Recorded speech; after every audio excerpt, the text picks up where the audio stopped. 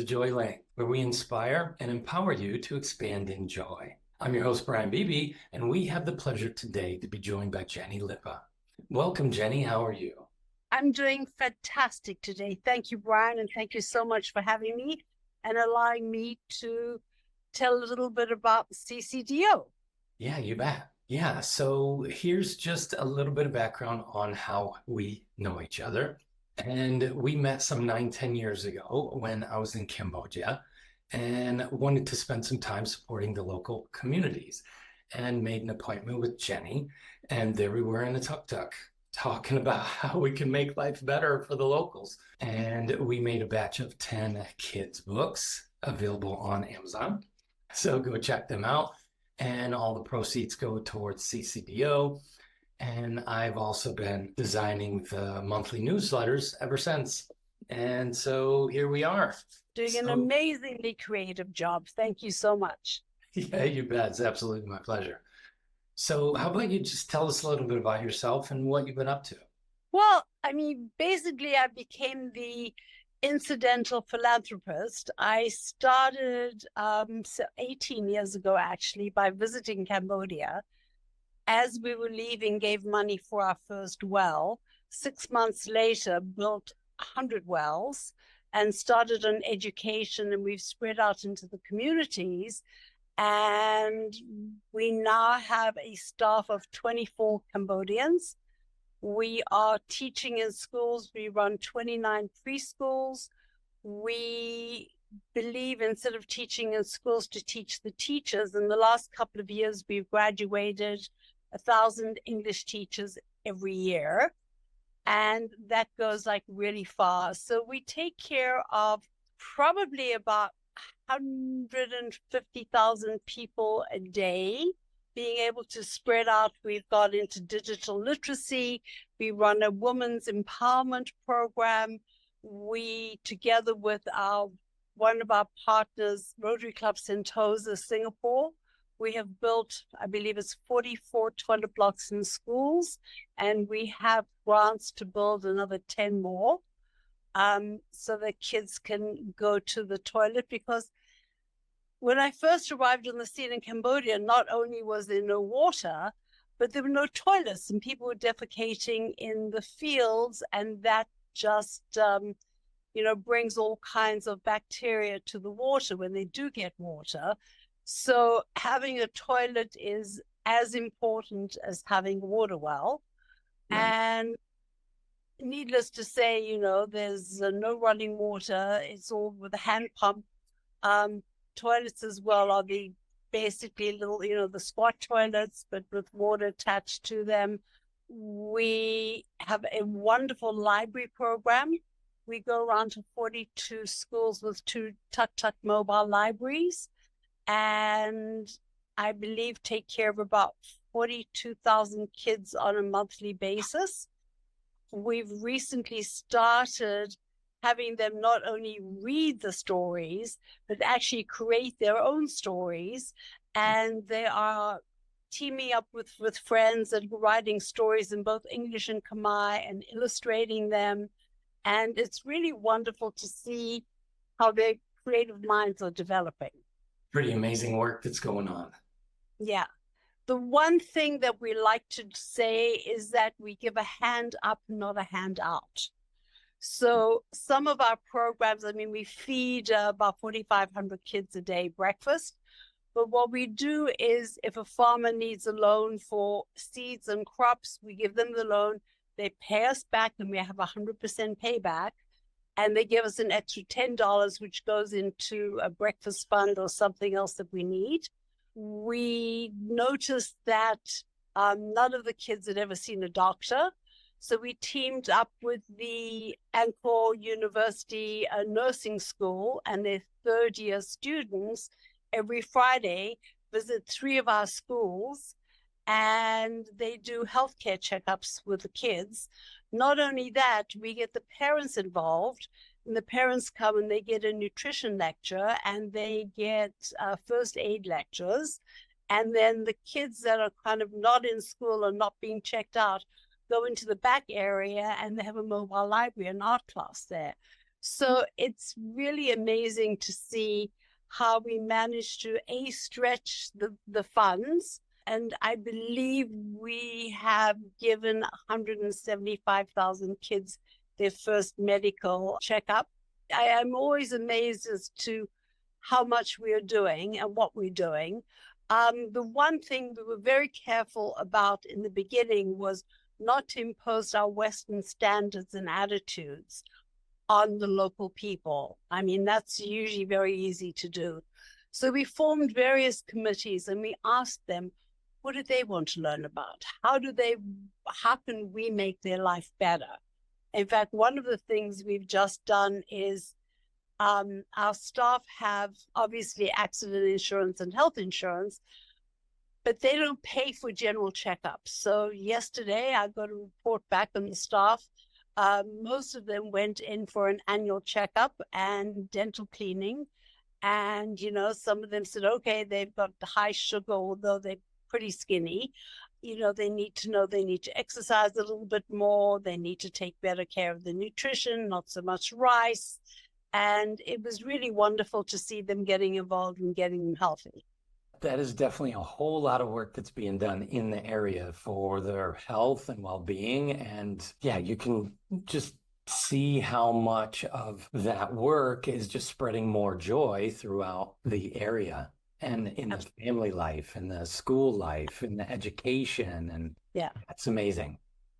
And for the most part, the one thing we do is we celebrate birthdays. At one stage, we're celebrating everybody's birthday on that particular day. But we have so many staff now, so we celebrate a birthday once a month. Whoever has a birthday in that month, we celebrate their birthdays. Right. It makes it a little bit easier logistically, doesn't it? Right. So yeah, there's definitely a lot of expansion and joy going on with all of the different health and education benefits that are being rolled out for everyone. So when it comes to joy specifically, how would you personally define joy? It's a feeling that you cannot buy. By giving so much, you get so much back. In some instances, when I'm there, I used to go 4 or 5 times a year, and I only go once a year. And when I meet our scholarship students and see how well they are doing and they are able to give back, you just have a sense of accomplishment. It gives you a sense of well-being. It gives you a sense that you have a purpose in life. And that brings me such joy. It really is lovely. And that really matches up with the science as well, right? The science says when there's meaning, when there's purpose, right? Something to move towards, then there can be a lot of joy in that. Yeah. So. Yeah. Most of our staff have managed to get extra degrees. We've been helping them financially. And we have, I think, 3 MBAs. We have 4 or 5 BAs. We've got 1 doctorate. We've got masters. And that brings me joy to see how they have improved and how they are taking care of themselves and they are taking others. One of the things with our student, we had 57 students on scholarship, taking them from grade 10 through 12 and then through university. 3 or 4 of them, before they finished the university, they said, you know what?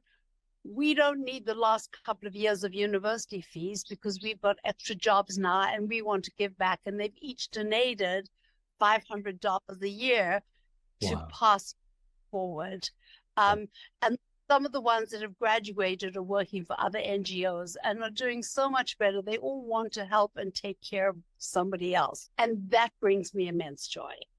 Right. To see that ripple effect and how just some simple education that's from very young, those preschoolers can grow up into those university degrees and successful careers that are giving back. Classes in the early days, going into classes and kept on singing me these songs. If you're happy, stamp your feet. And I said, I don't want to hear one more song. I want to hear them talk colors, geography, this, that, and the other. And now when I go into a preschool, they know their ABCs, they know their numbers, they know their colors. And it's amazing to see a 3 to 5-year-old know all this stuff. It's really great. Right. Yeah. Yeah, those sound like a ton of memorable moments that come up from all the work that's being done there in Cambodia. In short, if you want to bring joy to your life, you have a purpose and you bring joy to somebody else's life, and it gives it back to you tenfold. It really does. Yeah, that's wonderful advice. Definitely. It's like a great recipe, right? And the formula to joy itself. If you want more joy, just create joy for others. Yeah, And it's a that's byproduct. Right? perfect. Perfect. It's Right. great. So, besides all of the scholarship students and the wells that have gone up and, the major change that you've seen going on, any other memorable moments stick out for you when you think about adding joy into that experience? Well, just seeing, I mean, the one thing that we do is we have a day where we spend it with the staff. We do a staff retreat, and then we have their family come and talk to the family and tell them, you know what your father does, you know what your mother does. They do very important jobs, and this is what. And there's one in particular, he's the son of our assistant HR finance. She's the glue that holds everything together, Sapon. And her son will pick up her phone and call me and do a video for me. And he says, Jenny, I wish you a long, long life, and I wish you a healthy life. And he says, I wish you a lot of money, and then you can take care of me. I mean, that is so cute. It's adorable, isn't it? He says, and I do love you very much. Right, right. Oh, 5 year old. okay. Yeah, 5 years old. Yeah, that's incredibly sweet, isn't it? Right. Yeah, yeah, those family days, they can be quite illuminating as well. Um, Yeah. Understanding what the parents are up to and how change is really coming to that area. It's wonderful. Is there any practical advice that you would give to anybody who would want to create more joy in their life? I careful what you wish for, because you often get it. So Right. be prepared to take on a responsibility. Be prepared to follow through with whatever you do. Once you make a promise, keep to it, and just kind of relax in it. Remember that nothing is a life or death situation. You just make a decision and go for it. You can always change. So take a decision. If it's not going well, change, but always keep your promises, keep your word, and try your hardest. And you'll see that it's not work for me. It's joy. It's wonderful. I can't wait to see how much more we have accomplished.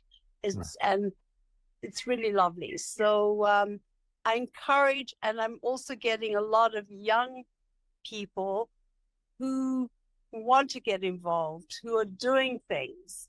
And that gives me great joy and great hope for the future. Yeah, seeing that new generation coming up and they're really connected to each other and wanting to Yes, support each other in a really yes. big, impactful way.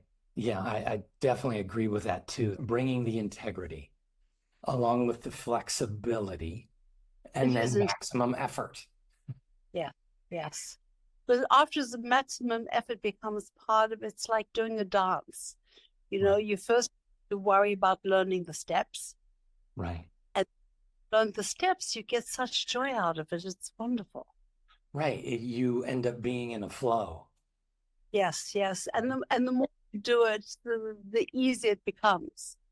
Right, It's like when you first start doing exercise, oh my God, and it's so tight and the muscles ache. And then after a couple of days, like, okay, I can do this, I can do more. right, And it's become like almost like a steamroller, and you're the little engine that you move forward. right. And you cannot buy it at the Gucci store. You cannot buy it from Louis Vuitton. It's one of these feelings, it's this joy. You have a smile on your face that comes from the inside out. It's Right. not about clothes, and it's about the Gucci and the Louis Vuitton and the Chanel and everything else. I always look at people from the inside out because they shine. They have an inner glow. Right. And be very made up and, perfect coiffure and makeup and everything else. and you're dead inside because you don't have a purpose. But Right. once you have you just bring sunshine. Right.